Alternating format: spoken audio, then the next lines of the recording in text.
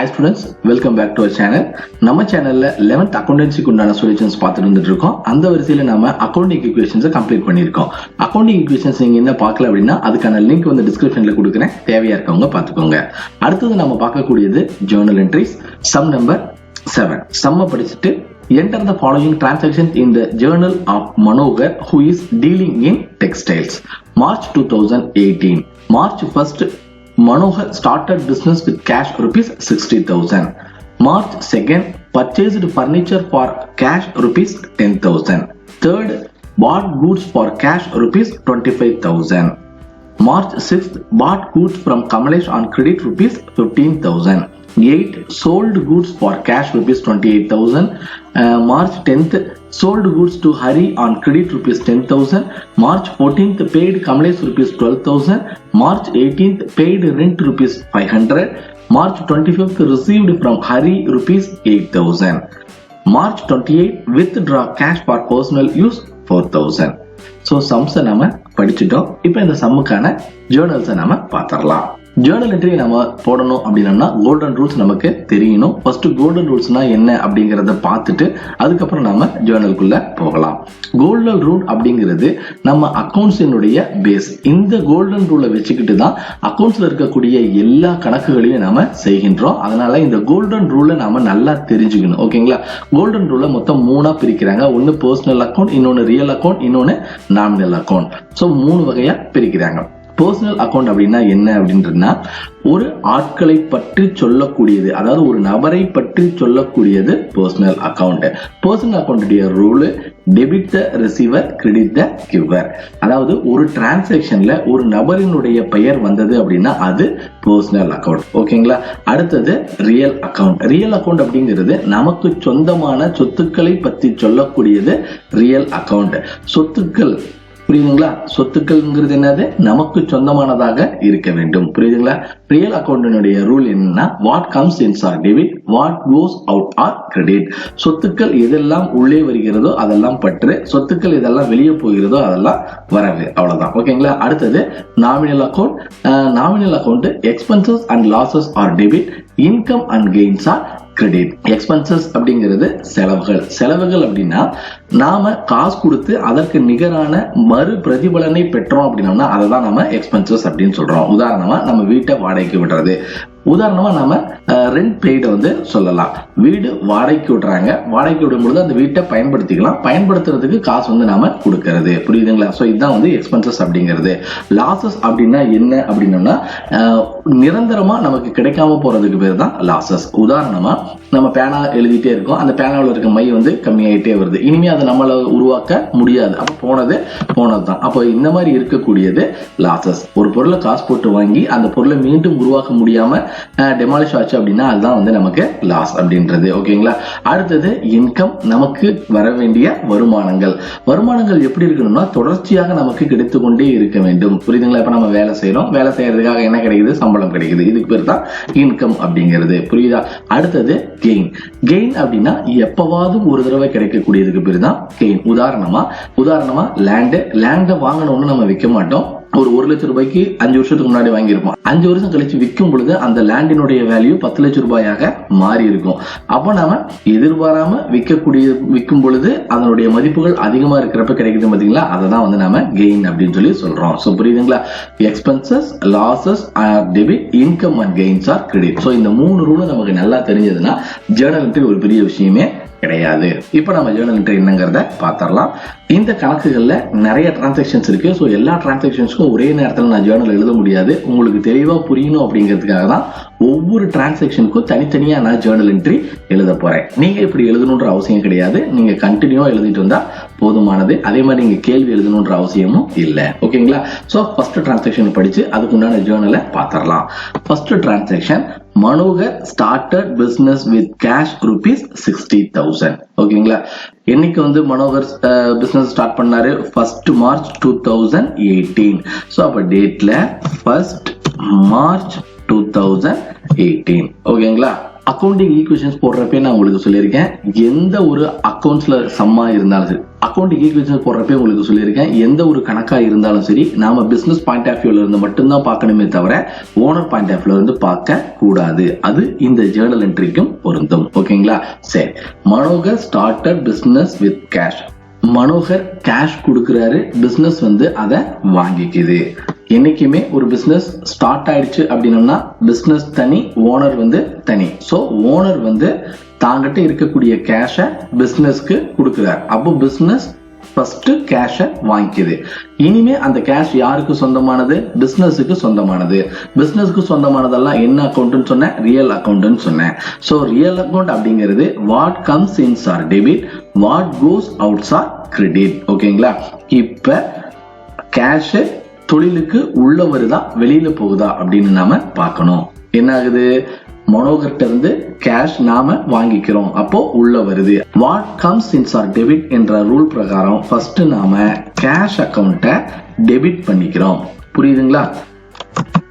அடுத்தது, இந்த கேஷ் எதுக்காக மனோகர் கொடுத்தாரு? பிசினஸ் ஸ்டார்ட் பண்றதுக்காக. பிசினஸ் ஸ்டார்ட் பண்ணக்கூடியதெல்லாம் நாம என்னன்னு சொல்லுவோம்? கேபிட்டல் அப்படின்னு சொல்லுவோம் இல்லையா? சரி, இந்த கேபிட்டல்ல யார் போட்டா? மனோகர். அப்ப முன்னாடி என்ன வார்த்தையை சேர்த்திக்கணும்? மனோகர் கேபிட்டல். ஓகேங்களா? சோ மனோகர் அப்படின்னாவே ஒரு நபர். ஒரு நபர்னு வந்துச்சுனாவே என்ன ரூல்னு சொல்லியிருக்கேன்? Personal rule. So personal rule என்ன சொல்லுதுன்னா, debit the receiver, credit the giver. ஓகேங்களா? பணம் பெறுபவரை பற்று வைக்க வேண்டும், தருபவரை வரவு வைக்க வேண்டும். இங்க மனோகர் கேஷ் கொடுக்கிறாரா இல்ல வாங்குறாரா அப்படின்னு நாம பார்க்கணும். மனோகர் தன்னிடம் இருக்கக்கூடிய காசை பிசினஸுக்கு கொடுக்கின்றார், அப்ப கிவர். அப்போ கிரெடிட் த கிவர் என்ற ரூல் பிரகாரம் நாம மனோகர் கேபிட்டலை கிரெடிட் பண்ணிக்கணும். கிரெடிட்டை வந்து நம்ம ஸ்பெசிஃபை பண்ணி காட்டுறதுக்காக முன்னாடி டு அப்படிங்கிற வார்த்தையை நாம சேர்த்திக்கணும். புரியுதுங்களா? To Manohar capital account credit. புரியுதுங்களா? ரைட். ஜேர்னல் எழுதி முடிச்சோன்னா அதுக்குண்டான நெரேஷனை நாம எழுதிடணும். நெரேஷன் அப்படிங்கிறது ஒன்றும் இல்லை, பீயிங் அப்படிங்கிற முன்னாடி பீயிங் அப்படிங்கிற ஒரு வார்த்தையை எழுதி அது கூட மேல இருக்க டிரான்சாக்ஷன் அப்படியே தூக்கி எழுதிடுங்க, வேற ஒன்றும் கிடையாது. நெரேஷன் அப்படிங்கிறது டிரான்சாக்ஷனுடைய ஒரு சின்ன விளக்கம், அவ்வளவுதான். புரியுதுங்களா? Started business with cash. ஓகேங்களா? அடுத்தது நம்ம ஃபில் பண்ண வேண்டியது அமௌண்ட் காலத்தை. கேஷ் டெபிட்ல இருக்கு, அதனால டெபிட் காலத்துல 60,000. அடுத்தது மனோகர் கேபிட்டல் கிரெடிட்ல இருக்கு, அப்ப கிரெடிட் காலத்துல 60,000. புரியுதுங்களா? இது டபுள் என்ட்ரி சிஸ்டத்தை ஃபாலோ பண்ணுது. ஸோ அதனால டெபிட் அண்ட் கிரெடிட்டா ஒரே மாதிரி தான் இருக்கும். புரியுதுங்களா? ஸோ இதுதான் ஃபர்ஸ்ட் ஜேர்னல் என்ட்ரி. ரெண்டாவது ஜேர்னல் என்ட்ரி என்னங்கிறத பார்த்துடலாம். அடுத்த transaction date 2, purchased furniture for cash rupees 10,000. Furniture purchase பண்ணியிருக்கோம் 10,000 rupeesக்கு. ஸோ ஃபர்ஸ்ட் டேட் எழுதிக்கலாம். டேட் 2/3/2018. ஓகேங்களா? அடுத்தது ஃபர்னிச்சர். ஃபர்னிச்சர் அப்படின்னா என்னது? நம்ம வீட்டில் இருக்கக்கூடிய சேரு, டேபிள். இப்ப கடையில போய் நம்ம காசு கொடுத்து ஒரு பொருள் வாங்கிட்டு வந்துடுறோம். அந்த பொருள் இனிமே நமக்கு சொந்தமா, கடைக்காரங்களுக்கு சொந்தமா? நமக்கு சொந்தம். அப்ப நமக்கு சொந்தமானதெல்லாம் என்ன அக்கௌண்ட்? Real account. புரியுதுங்களா? கடையில இருந்து என்ன வாங்கிட்டு வந்தோம்? ஃபர்னிச்சர். சோ ஃபர்னிச்சர் இனிமே யாருக்கு சொந்தமானது? நமக்கு சொந்தமானது. புரியுதா?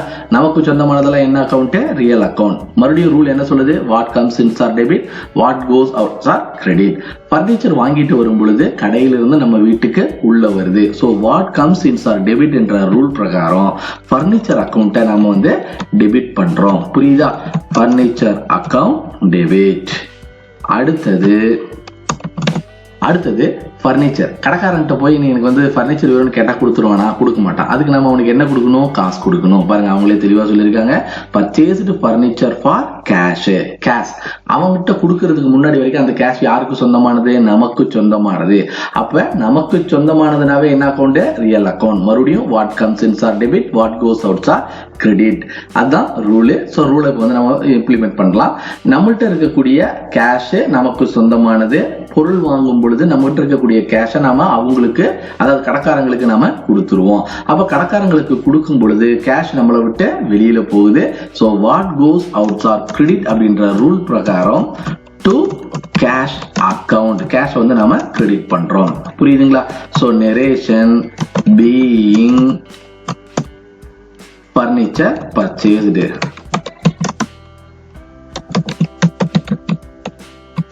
ஓகேங்களா.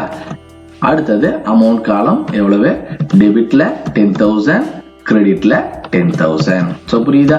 ஸோ இதுதான் செகண்ட் டிரான்சாக்ஷன். அடுத்தது March 3rd bought goods for cash 25,000. So date எழுதிடலாம் 3/3/2018. ஓகேங்களா. பாட் கூட்ஸ் வந்து நாம வாங்கியிருக்கோம். என்ன கூட்ஸ் வாங்கியிருக்கோம்னு சொல்லியிருக்காங்களா, இல்ல. அப்ப என்ன கூட்ஸ் வாங்கியிருக்கோம்னு ஸ்பெசிஃபை பண்ணாம இருந்தாங்க அப்படின்னா நாம அக்கௌண்டன்சில பர்ச்சேஸ் அப்படிங்கிற வேர்டை யூஸ் பண்ணணும். சரி, பர்ச்சேஸ் டெபிட்ல வருதா கிரெடிட்ல வருதா அப்படிங்கறத நாம பாத்திரலாம். ஃபர்ஸ்ட் கூட்ஸ் வாங்கிட்டு வரோம். கூட்ஸ்ங்கிறது என்னது, பொருள் தான். அப்ப பொருட்களை வாங்கிட்டு வரும் பொழுது இனிமே அது நமக்கு சொந்தமானதாக மாறிவிடுகிறது. அப்ப நமக்கு சொந்தமானதெல்லாம் என்ன அக்கௌண்ட், ரியல் அக்கௌண்ட். அப்ப what comes ins are debit, what goes outs are credit. அப்ப உள் வந்தா பற்று, வெளியில போனா வரவு. அப்ப கூட்ஸ் பாட், அப்ப பொருட்களை வாங்கும் பொழுது தொழிலுக்கு உள்ள வருது. அப்ப தொழிலுக்கு உள்ள வர்றதுனால பர்ச்சேஸ் அக்கௌண்ட்டை நம்ம என்ன பண்ணிக்கிறோம், டெபிட் பண்ணிக்கிறோம். Purchase account debtor. புரியுதுங்களா. அடுத்தது போன டிரான்சாக்ஷன்லயும் சொன்ன மாதிரி ஒரு பொருட்களை வாங்கும் பொழுது எனக்கு பொருள் வேண்டும்னு போய் வாயில கேட்டோம்னா அவன் தர மாட்டான். அப்ப அதுக்கு பதிலாக நம்ம என்ன கொடுக்கணும், கேஷ் கொடுக்கணும். கேஷ் அப்படிங்கிறது நமக்கு சொந்தமானது. நமக்கு சொந்தமானதெல்லாம் ரியல் அக்கௌண்ட். இப்போ உள்ள வருதா வெளியில போகுதா அப்படின்னு நம்ம பார்க்கணும். பொருட்கள் வாங்கும் பொழுது நம்ம பாக்கெட்ல இருக்கக்கூடிய காசு வெளியில போகுது. So what goes outs are credit அப்படின்ற ரூல் பிரகாரம் நாம கேஷை கிரெடிட் பண்ணிக்கிறோம். So to cash account. புரியுதுங்களா. சரி, இப்போ உங்களுக்கு ஒரு சின்ன டவுட் வரும். அதாவது போன டிரான்சாக்ஷன்ல பர்ச்சேஸ்டு ஃபர்னிச்சர்னு சொன்னாங்கல்ல சார், அங்கேயே நீங்க பர்ச்சேஸ்ங்கிற வார்த்தையை பயன்படுத்தல அப்படின்னு ஒரு டவுட் வரும். நல்ல டவுட் தான். அதுக்கு உண்டான விளக்கத்தை சொல்ல நல்லா பார்த்துக்கோங்க. போன டிரான்சாக்ஷன்ல பர்ச்சேஸ்டு ஃபர்னிச்சர், அதாவது என்ன வாங்குறாங்களோ அதை ஸ்பெசிஃபை பண்ணி சொல்லியிருந்தாங்க. ஆனா இந்த டிரான்சாக்ஷன்ல என்ன வாங்குறோங்கிறத ஸ்பெசிஃபை பண்ணி சொல்லக்கூடிய சொல்லுல வெறும் கூட்ஸ் அப்படின்னு தான் சொல்றாங்க. கூட்ஸ் அப்படிங்கிறது பல பொருட்களுக்கான கலவை தான் கூட்ஸ். ஸோ அதை இது ஒரு காமன் டேமா தான் நம்ம எடுத்துக்கணும். புரியுதுங்களா. ஸ்பெசிஃபைக் டேமா எடுத்துக்க முடியாது. புரியுதா. ஸோ ஸ்பெசிஃபைக் டேர்ம் இல்லாத பொழுது நாம காமனா கூட்ஸ்ன்னு சொன்னா வாங்கி இருந்தா பர்ச்சேஸ், ஒருவேளை சேல்ஸ் பண்ணியிருந்தோம்னா சேல்ஸ். புரியுதுங்களா. அதாவது சோல்டு கூட்ஸ் அப்படின்னு சொல்லியிருந்தாங்கன்னா சேல்ஸ்ங்கிற வார்த்தையை பயன்படுத்துவோம். பாட் கூட்ஸ்னு சொல்லியிருந்தாங்கன்னா பர்ச்சேஸ்ங்கிற வார்த்தையை நம்ம பயன்படுத்துவோம். இதை நம்ம அக்கௌண்டிங் ஈக்குவேஷன்ஸ் போடும்பொழுது உங்களுக்கு நான் சொல்லியிருந்தேன். ஸோ புரிஞ்சுதா அந்த டிரான்சாக்ஷன் என்னங்கிறது. ஸோ இதுக்கு நரேஷன் எழுதிடலாம். Being bought goods for cash. ஓகேங்களா. எவ்வளவு, 25,000. ஸோ டெபிட் காலத்துல 25,000, கிரெடிட் காலத்துல 25,000. ஓகேவா. தேர்ட் டிரான்சாக்ஷன் முடிஞ்சிருச்சு. அடுத்த transaction March 6th bought goods from Kamlesh on credit ₹15,000. மீண்டும் கூட்ஸ் வந்து வாங்கியிருக்கோம். இப்போ நம்ம கமலேஷ் கிட்ட இருந்து கடனுக்கு வாங்கியிருக்கோம். ஸோ அதை தான் அவங்க ஸ்பெசிஃபை பண்ணி goods from Kamlesh on credit அப்படின்னு சொல்லியிருக்காங்க. புரியுதுங்களா. அக்கௌண்டிங் ஈக்குவேஷன்ஸ் நடத்தும் பொழுது உங்களுக்கு ஒரு வார்த்தை சொல்லியிருப்பேன். ஒரு டிரான்சாக்ஷன்ல ஒரு நபரினுடைய பெயர் வந்தது அப்படின்னா அந்த டிரான்சாக்ஷன் வந்து கிரெடிட் டிரான்சாக்ஷன் அப்படின்னு. புரியுதுங்களா. ஸோ இந்த கணக்குகள்ல பாருங்க, ஒரு நபரினுடைய பெயரும் வந்துருச்சு, அதே நேரத்தில் பக்கத்துல ஆன் கிரெடிட்னு அவங்களே கொடுத்துட்டாங்க. ஒருவேளை ஆன் கிரெடிட் அவங்க கொடுக்கல அப்படின்னா கமலேஷ்ங்கிற வார்த்தை வந்தாவே இந்த டிரான்சாக்ஷன் என்னன்னு நம்ம புரிஞ்சுக்கணும், கிரெடிட் டிரான்சாக்ஷன் அப்படின்னு நம்ம புரிஞ்சுக்கணும். ஓகேங்களா. ஸோ இதுக்கான ஜேர்னல் என்ட்ரியா பார்த்துடலாம். So date 6/3/2018. ஓகேங்களா. ஸோ பாட் கூட்ஸ்னா என்ன வார்த்தையை பயன்படுத்தணும்னு சொல்லியிருக்கேன், பர்ச்சேஸ். அதுக்கு உண்டான விளக்கத்தை நாம தெளிவா போன கணக்குகளிலே சொல்லிட்டோம். So purchase account debtor. இது என்ன ரூல் பிரகாரம் வருது, ரியல் அக்கௌண்ட் ரூல் பிரகாரம் வருது. அடுத்தது போன டிரான்சாக்ஷன்ல சொன்ன மாதிரி எனக்கு பொருள் வேணும்னு போய் கடைக்காரன்ட்ட கேட்டா கடைக்காரன் வந்து சும்மா நமக்கு கொடுக்க மாட்டான், ஒன்னா கேஷ் கொடுக்கணும். ரைட்டா. இந்த டிரான்சாக்ஷன்ல நாம கேஷ் கொடுக்கல, நம்ம என்ன சொல்லியிருக்கோம், ஆன் கிரெடிட் அப்படின்னு சொல்லியிருக்கோம். ஸோ கடன் சொல்லி பொருட்களை நாம வாங்கியிருக்கோம். ஓகேங்களா. சரி, அப்ப கேஷ் கொடுக்கல, அப்ப பொருளை யார் கொடுத்திருப்பா, கமலேஷ் கொடுத்திருப்பாரு. புரியுதுங்களா. ஸோ கமலேஷ் நமக்கு பொருட்களை கொடுக்கின்றார். கமலேஷ் வந்துருச்சுனாவே அது என்ன rule, personal account. Personal account என்ன சொல்லுது, debit the receiver, credit the giver. Kamlesh வந்து பொருட்களை நமக்கு தருகிறார். சோ அதனால அவர் கிவர். கிரெடிட் த கிவர் அப்படின்ற ரூல் பிரகாரம் கமலேஷ் அக்கௌண்ட்டை நாம கிரெடிட் பண்றோம். புரியுதுங்களா என்னன்னு சொல்றேன்னு. சோ இதுக்கான narration, being bought goods from Kamlesh on credit. ஓகேங்களா. ரைட். அடுத்தது அமௌண்ட் காலத்தை ஃபில் பண்ணிடலாம். ஸோ டெபிட் சைடில் 15,000, கிரெடிட் சைடில் 15,000. புரியுதுங்களா? போன டிரான்சாக்ஷன் இந்த டிரான்சாக்ஷன் என்ன வித்தியாசம்? போன டிரான்சாக்ஷன் கேஷ் டிரான்சாக்ஷன், இந்த டிரான்சாக்ஷன் கிரெடிட் டிரான்சாக்ஷன். ஸோ மேல பர்ச்சேஸ் ரெண்டும் ஒன்னே தான், ஆனா கிரெடிட்ல இருக்கிறது மட்டும்தான் என்ன ஆகுது, மாறுது. கேஷ் டிரான்சாக்ஷனா இருந்தா கிரெடிட்ல கேஷ் வரும். ஒருவேளை கிரெடிட் டிரான்சாக்ஷனா இருந்ததுன்னா அந்த பர்டிகுலர் பர்சனுடைய பேர் வரும். இவ்வளவுதான் சார் ரெண்டுக்குள்ள வித்தியாசம். புரியுதுங்களா? அடுத்த டிரான்சாக்ஷன் பார்த்தரலாமா? அடுத்தது March 8 sold goods for cash rupees 28,000. ரைட்டுங்களா? இப்போ கூட்ஸை நாம சோல்ட் பண்ணியிருக்கோம். சரி, இதுக்கான ஜேர்னல் என்ட்ரி என்னங்கிறத பாத்திரலாம். ஃபர்ஸ்ட் டேட் காலம் 8/3/2018. ஓகேங்களா?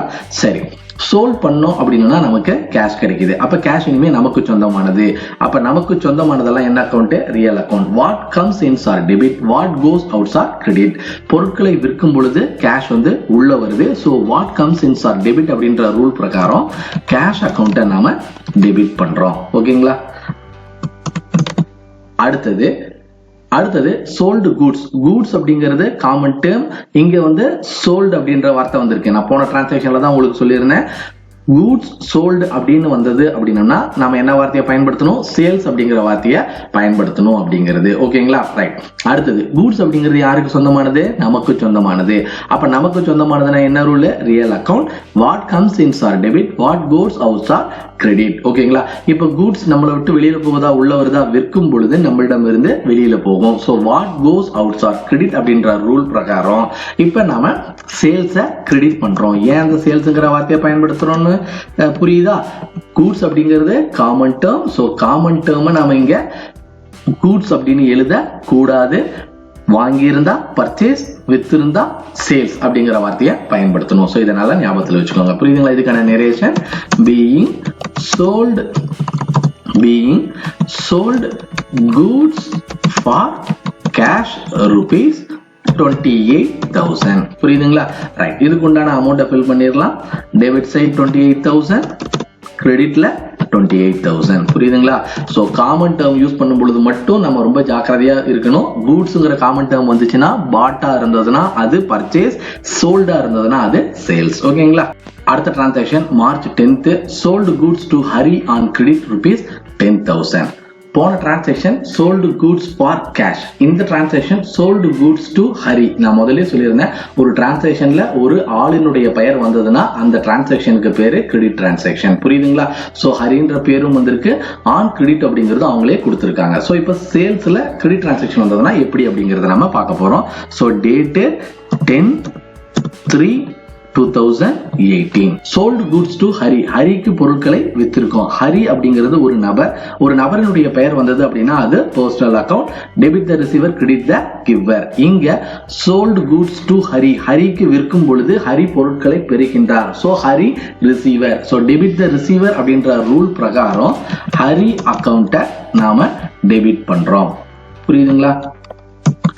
அடுத்தது இப்ப நம்ம என்ன பண்ணிருக்கோம்? கூட்ஸை சோல்ட் பண்ணிருக்கோம். சோ கூட்ஸ்ங்கிறது காமன் டேர்ம். அப்ப காமன் டேர்ம் அப்படிங்கும் பொழுது நம்ம என்ன வார்த்தையை பயன்படுத்தணும்? சேல்ஸ் அப்படிங்கிற வார்த்தையை பயன்படுத்தணும்.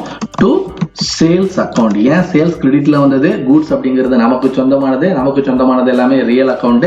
ரியல் அக்கௌண்ட்ல what goes outs are credit அப்படின்ற விதியின் பிரகாரம் நாம சேல்ஸ் அக்கௌண்ட்டை கிரெடிட் பண்ணிருக்கோம். விற்கும் பொழுது சரக்கு நம்மளை விட்டு வெளியில போகிறது. சோ அதனால சேல்ஸை கிரெடிட் பண்ணிருக்கோம். புரியுதுங்களா?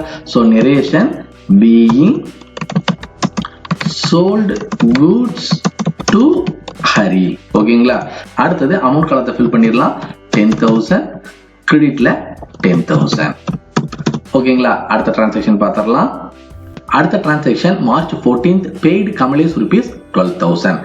கமலேஷ் கிட்ட ஏற்கனவே நாம கடன் சொல்லி பொருட்களை வாங்கிட்டு வந்தோம். அதுக்கு உண்டான காசை நாம கொடுக்க போறோம். சோ நம்ம காசு கொடுத்தோம் அப்படின்னா கமலேஷ் வந்து வாங்கிக்கிறார். அது இல்லாம கமலேஷ்ங்கிறது ஒரு நபரினுடைய பேர். ஒரு நபரினுடைய பேர் வந்துருச்சுனாவே ஆட்டோமேட்டிக்கா அது என்ன அக்கௌண்ட்? Personal account. சரிங்களா? சோ அப்ப இதுக்கு என்ன ஜேர்னல் என்ட்ரி அப்படிங்கறத பாத்திரலாம். First date 14/3/2018. நான் முதல்ல சொன்ன மாதிரி கமலேஷ் அப்படிங்கிறது ஒரு பேரு. So personal account. பர்சனல் அக்கௌண்ட்ல debit the receiver, credit the giver. கமலேஷ்க்கு நம்ம கேஷ் கொடுக்கும் பொழுது கமலேஷ் என்ன பண்ணிக்கிறாரு? வாங்கிக்கிறாரு. So he is a receiver. So debit the receiver அப்படின்ற ரூல் பிரகாரம் கமலேஷ் அக்கவுண்ட்டை நாம டெபிட் பண்றோம். புரியுதுங்களா? So Kamlesh account debtor. அடுத்தது கமலேஷ்க்கு என்ன கொடுத்திருப்போம், கேஷ் கொடுத்திருப்போம். சோ கேஷ் அப்படிங்கிறது நமக்கு சொந்தமானது real account. What comes ins are debit, what goes outs are credit. இப்ப கேஷ் உள்ள வருதா வெளியில போதான் போதும் பார்க்கணும். கமலேஷ்க்கு கேஷ் கொடுக்கும் பொழுது நம்மளை விட்டு வெளியில போகுது. So what goes outs are credit அப்படின்ற விதியின் பிரகாரம் டு கேஷ் அக்கவுண்ட், கேஷ் வெளியில போறதுனால கேஷ் அக்கவுண்ட்டை கிரெடிட் பண்ணியாச்சு. Narration being paid Kamlesh. புரியுதுங்களா? சோ அமௌண்ட் காலத்துல 12,000, கிரெடிட் காலத்துல 12,000. ஓகேங்களா? ரைட். அடுத்த transaction March 18th paid rent ₹500. Rent அப்படிங்கிறது என்னது, வாடகைனா முதல்ல நான் உங்களுக்கு சொல்லியிருக்கேன், வாடகை செலுத்தியது. அப்ப நாம ஒரு வீட்டை பயன்படுத்துறோம், அந்த பயன்படுத்துறதுக்கு காசை நாம கொடுத்துருக்கோம்.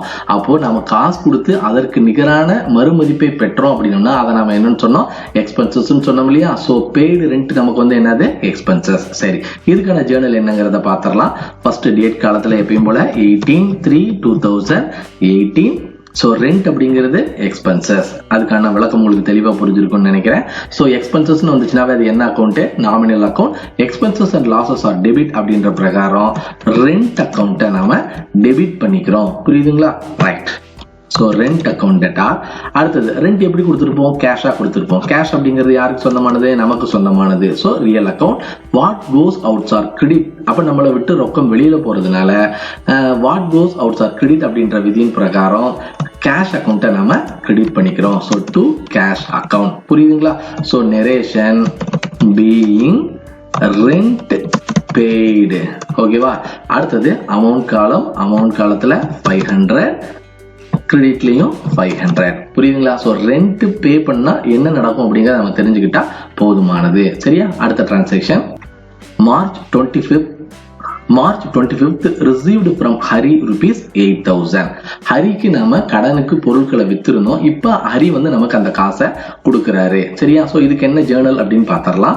First date 25/3/2018. Received from Hari. So Hari கிட்ட இருந்து கேஷ் நாம ரிசீவ் பண்றோம். புரியுதுங்களா? சோ ஹரியோடைய கேஷ் இனிமே யாருக்கு சொந்தமானதா மாறுது, நமக்கு சொந்தமானதாக மாறுகிறது. சோ அப்போ real account. What comes ins are debit.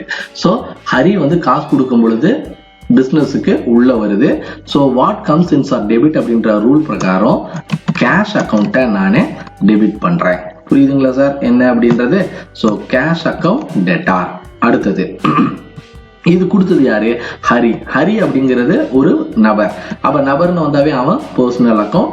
Debit the receiver, credit the giver. இங்க ஹரி தருகிறார். So giver.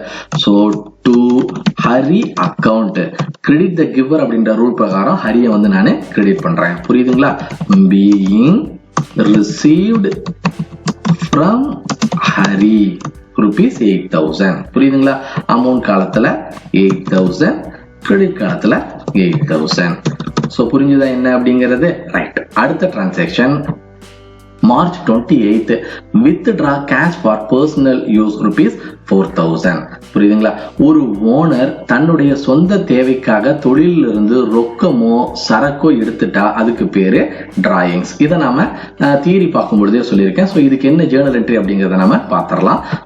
முதல்ல நம்ம ஃபில் பண்ண வேண்டியது டேட் காலம் 28/3/2018. ஓகேங்களா? சோ பர்சனல் யூஸ்க்காக எடுத்து அதுக்கு பேர் என்ன சொன்னோம், டிராயிங்ஸ் யார் எடுக்கிறா, ஓனர். அப்ப ஓனர் அப்படிங்கிறது ஒரு பர்சன் வந்துச்சுனாவே அது என்ன rule, personal rule. Debit the receiver, credit the giver. ஓகேங்களா? இப்ப ஓனர் கேஷை ரிசீவ் பண்றாரா இல்ல தராரா அப்படின்னு பார்க்கணும். பிசினஸ்ல இருந்து கேஷ் எடுக்கும் பொழுது ஓனர் ரிசீவ் பண்ணிக்கிறாரு. டெபிட் த ரிசீவர் அப்படின்ற ரூல் பிரகாரம் டிராயிங் அக்கௌண்ட்டை நாம டெபிட் பண்றோம். புரியுதுங்களா? So drawing account debtor. அடுத்தது என்ன எடுத்தாரு, கேஷ் எடுத்தாரு. கேஷ் அப்படிங்கிறது யாருக்கு சொந்தம், பிசினஸ்க்கு சொந்தம். சோ பிசினஸ்க்கு சொந்தமானதெல்லாம் ரியல் அக்கவுண்ட். இப்ப கேஷ் உள்ள வருதா வெளியில போகுதான்னு பார்க்கணும். சோ ஓனர் பிசினஸ்ல இருந்து எடுக்கும் பொழுது பிசினஸ்ல இருந்து கேஷ் வெளியில போகுது. So what goes out are credit அப்படின்ற ரூல் பிரகாரம் டு கேஷ் அக்கவுண்ட்டை நாம கிரெடிட் பண்றோம். புரியுதுங்களா? சோ இதுக்கான narration being withdraw cash for personal use. ஓகேங்களா? இப்ப அமௌண்ட் காலத்தை ஃபில் பண்ணிடலாம். 4,000. அடுத்தது கிரெடிட்ல 4000. புரியுதுங்களா? சோ இதுதான் டிராயிங்ஸுக்கான ஜேர்னல் என்ட்ரி. புரியுங்களா? இதை சிம்பிளா ஞாபகத்தில் வச்சுக்கிட்டு டிராயிங் யார் எடுக்கிறாங்களோ அவங்கள பேஸ் பண்ணி தான் நம்ம இந்த இடத்துல ரூலை கொண்டு வரோம். புரியுதுங்களா? ஓகே, இந்த கணக்குகள்ல இருக்கக்கூடிய எல்லா ஜேர்னல் என்ட்ரியும் புரிஞ்சிருக்கும்னு நினைக்கிறேன். இந்த ஜேர்னல் என்ட்ரில உங்களுக்கு ஏதாவது டவுட் இருந்தா நீங்க தாராளமா கமெண்ட் செக்ஷன்லயோ அல்லது நம்ம வாட்ஸ்அப் குரூப்லயோ கேட்கலாம். கண்டிப்பா உடனுக்குடன் உங்களுக்கு அந்த டவுட் கிளியர் பண்றதுக்கு நான் முயற்சி பண்றேன். இந்த சம் உங்களுக்கு புரிஞ்சதுன்னா இந்த வீடியோக்கு லைக் போட மறந்துடாதீங்க, உங்க ஃப்ரெண்ட்ஸுக்கு ஷேர் பண்ண மறந்துடாதீங்க. நம்ம சேனலை யாராவது சப்ஸ்கிரைப் பண்ணாம இருந்தீங்கன்னா சப்ஸ்கிரைப் பண்ணி பெல் பட்டனையும் கிளிக் பண்ணிக்கோங்க. மீண்டும் நல்லதொரு காணொலியில் உங்களை சந்திக்கிறேன். நன்றி, வணக்கம்.